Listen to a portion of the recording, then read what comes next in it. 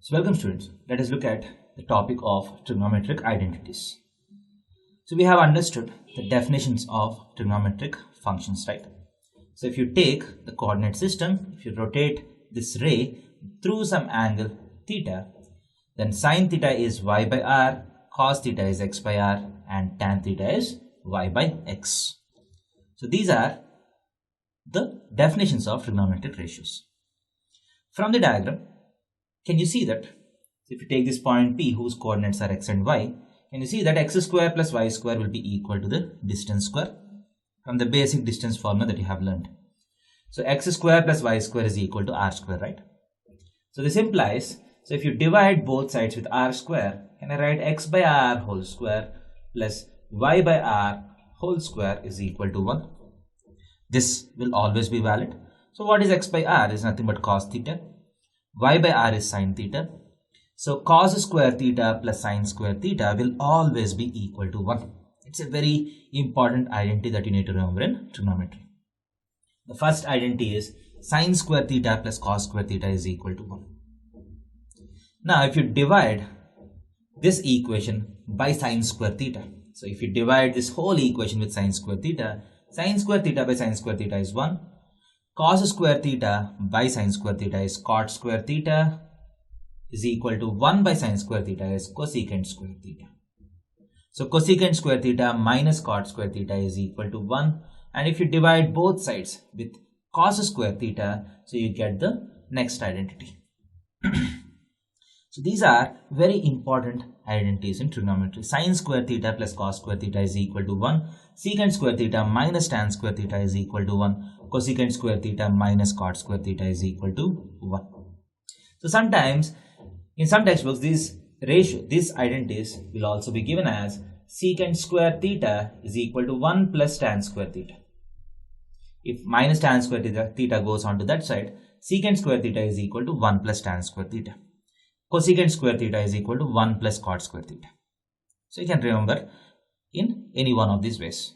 So this way is better for some reasons, which will be discussed later. So sine square theta plus cos square theta is equal to 1. 1 plus tan square theta is equal to secant square theta. 1 plus cot square theta is equal to cosecant square theta. And tan theta can be written as sine theta by cos theta, because tan theta is y by x. So sine theta is y by r, cos theta is x by r and r gets cancelled. So y by x is equal to y by x. So tan theta can also be expressed as the ratio of sine and cos. Similarly, cot theta, which is the reciprocal of tan theta, can be expressed as cos by sine. Similarly, you can divide two trigonometric ratios to get another trigonometric ratio. Now, you need to remember all these results. So these results can be remembered by a technique called the super hexagon technique. This is called super hexagon technique.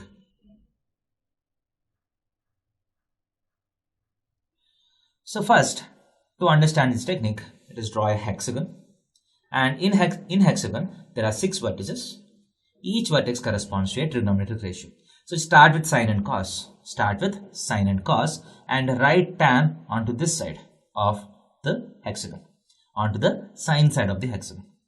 So once you write sine, cos and tan, just write the reciprocals of sine on this side, reciprocal of cos on this side, reciprocal of tan on that side. And in the center you have a number 1. So this is called the super hexagon for trigonometry. Now this hexagon can be used to remember all these identities.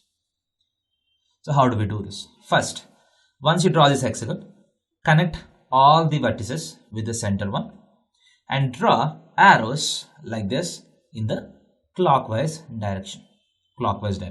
So now once you draw these arrows, first identity is sine square plus cos square is equal to 1. This arrow is pointing towards 1.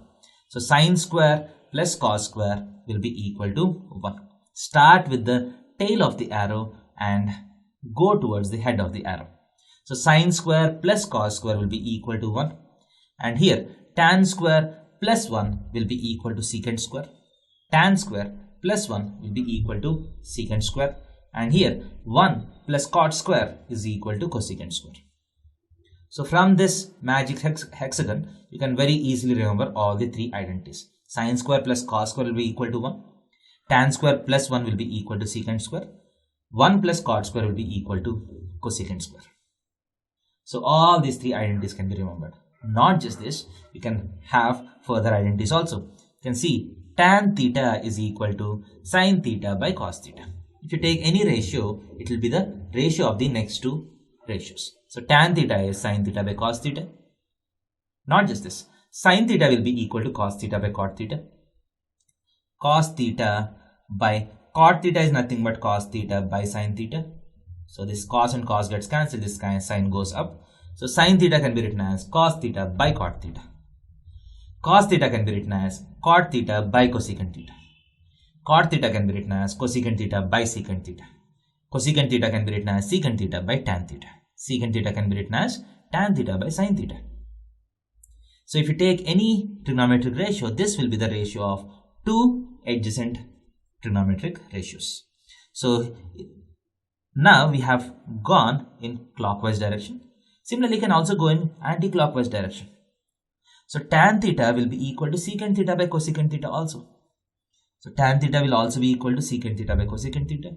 Secant theta will be equal to cosecant theta by cot theta. Secant theta will be equal to cosecant theta by cot theta. This is also right. The identities that you get by going counterclockwise are also all right. So you get a lot of identities from this magic hexagon. You get the three main identities, and the identities correspond to the ratios. So tan is sin by cos and also secant by cosecant. Sin is cos by cot or tan by secant. So in this way, you can remember all the trigonometric ratios. So I hope this magic hexagon technique helps you. Thank you.